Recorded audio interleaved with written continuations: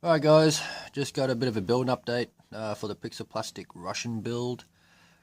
It's the first one, so probably the next video I do will be probably primer paint, but I've been asked a few times how I paint my models, so I'll try and do something with that. So this is the instruction book, because I can't actually fit the box and screen because it's a pretty big box, and also my camera's pretty close to the bench, so I'm not going to be able to get that in shots, but the kit number is 3636, and there is an unboxing on this channel if you do want to go back and have a look, and I can always put a link down below in the description box to that video as well if you'd like. But this is it. I've been working at this now probably for about 2 weeks. She's just about done, guys. I've got a few things that I want to talk about, that especially when it comes to the PE side of this build. I got the Tetra Modelworks PE set that was included in this kit when I bought it. I did get this kit off Andrew Judson, so big thumbs up. Thanks, buddy. So you can see I still have a lot of PE left over in this for this build. I didn't use hardly any of it. Just pure fact is that some of it wasn't really it was pointless. I mean, there for the back, the plastic versions of this were actually quite nice, which I used. I'll show you in a minute on the video when I actually show you the model itself. All these plates here, I mean, I actually held it up against the plastic version of it, and having got a look at it, I mean, really, I didn't see any point in trying to use this for the build, and so I left these off. I mean, maybe, you know, for scale wise, it's probably, the plastic versions are probably a little bit thick, but I ain't no rivet counter. I don't really care. It as long as it looks nice, it looks alright. I'll just go with the plastic option, and I probably will use this for the Meng, because I do love the Terminator. I'll probably end up building another one one of these days. The bar armor on the for the Terminator, as you can see there, it's crazy. Like, the PE thread itself is just absolutely ridiculously over-engineered. Like, it's gonna look cool if you do it, but I don't have the patience, and I just basically said screw that. You know, like, I'm not gonna try and sit there for 2 days trying to do this and just for a bit of detail, when the plastic versions here will do quite nicely. Okay, and just looking at some reference videos, and I will put a video as well in the description box that I found last night of the Terminator. If you are thinking about building one, whether it's the Meng version or the Zvezda version, there is a really good video that I found last night while scrolling around on YouTube, and I will put that video in the description box as well, guys, so keep an eye for that.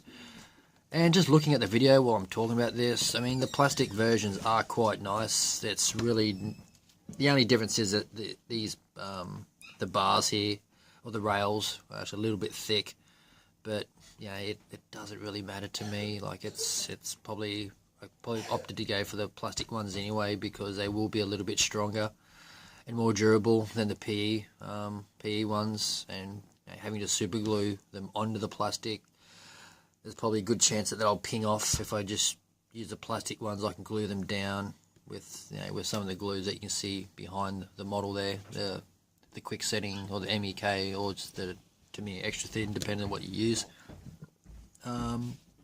So yeah, so the plastic ones will be on there pretty good if I use that glue, so I've got nothing to worry about them breaking. Also, I used the tow cable supplied in the Tetra Modelworks PE set. Yeah, there was a piece of string in the kit, which was, you know, like, mind my language, but yeah, I thought it was pretty crap, so I'm not going to use that. I opted to drill out the ends a bit more with a drill bit, and just push the cables in the hole, and then just using the PE super glue applicator, and used some of this Great Plains thin CA glue, and it just went in really well, really easy. Just sort of dose up the tip.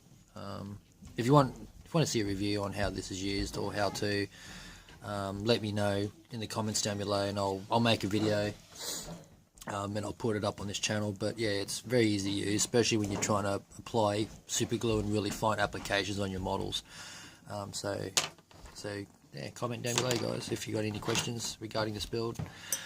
But you can see there really isn't that much PE on here. The grills is, I've had to use them because they do give you, I've shuffled through my bench because I've got bits of the kit all over the bench. Okay, they give you these two plastic mesh screens. Okay, they expected you to use that on the back here, or one of them, I think it was this one, and there was just no way I was gonna use that on the back here. It just looked terrible.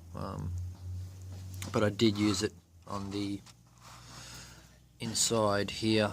Okay, so I used it there.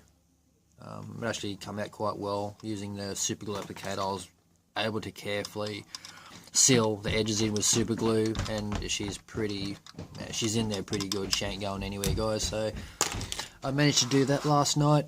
So these bits of leftover stuff will be just going in my bits box for whatever, paint strainers, or using it for masking, for spraying, whatever. But they won't be getting thrown away. They'll be getting used for something else. I still got a few little things to apply. I probably did the parts count before. I've probably got another 15 to 20 pieces of styrene left to glue on this model.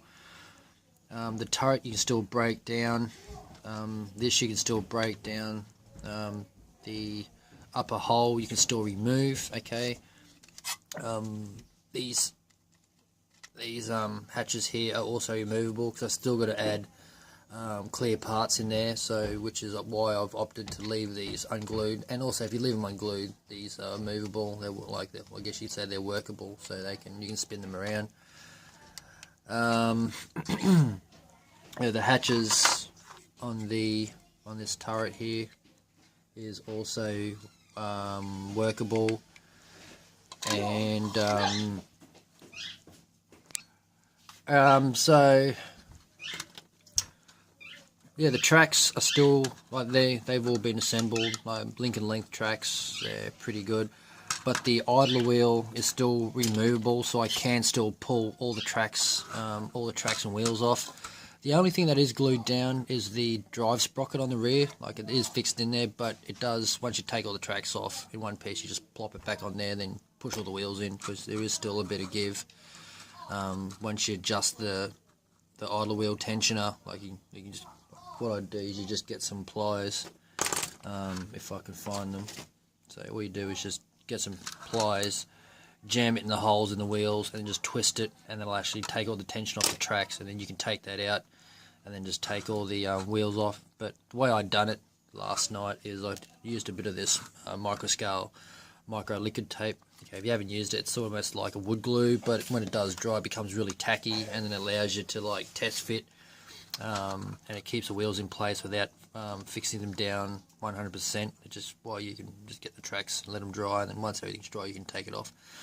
So that's so I can be able to paint the wheels.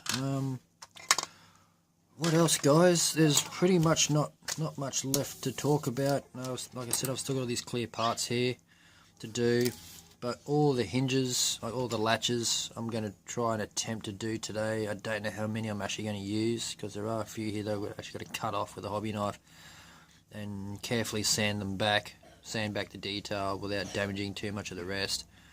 And then somehow these will be like 2 parts per latch, but there's probably about 4 or 5 folds. Probably about 3 or maybe 4 folds per piece on this PE here, and then glue them down. So it's probably one thing I will use, because the details are quite nice. The unit marking, there aren't any decals for this not T90, for this Terminator, but there are unit markings which are PE. So you got 38, 72 and 96. So I'm going to do some research and find out which is which, so I'd actually use the right number. I mean, maybe it matters, maybe it doesn't, who knows. But the camo scheme that I'm going for is this one here. It's from the 2013 Russian Arms Expo. There are videos on YouTube showing you the the camouflage pattern, and it's awesome. I'm going to do that on another Russian vehicle I have in my stash. But the video that I'm actually posting in the description box will be, I think it's something on the lines of this. I think it's from the Russian Expo Arms 2011. So yeah, we'll see. But just the detail wise, it's pretty good. So guys, that's the first update for this build. Just going to show you a quick look before I go away and say goodbye until the next video. But yeah, they're the plastic ones I was talking about. I mean, you can see there, the details on there are quite nice, and the tracks are nice. The armor on the sides actually very nice detail. Like there's no flash, there's no weirdness. All the locks, all the latches are nicely detailed. They seem to pop out quite nicely, and they very crisp. And I did use a P here because the one on the kit plastic was just a bit of flat plastic that comes straight out, so I had to cut that off straight away. That was pretty ugly. But guys, that's pretty much it for what I've done.